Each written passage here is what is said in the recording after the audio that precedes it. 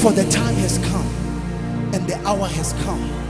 that true worshipers will worship God in spirit and in truth.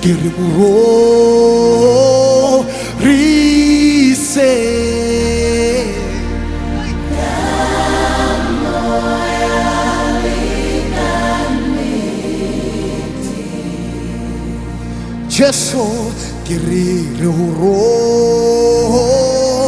risa kamoya lika giri muro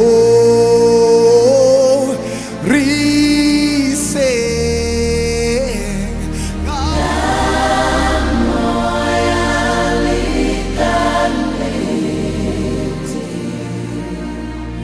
Jesu watwa nelwa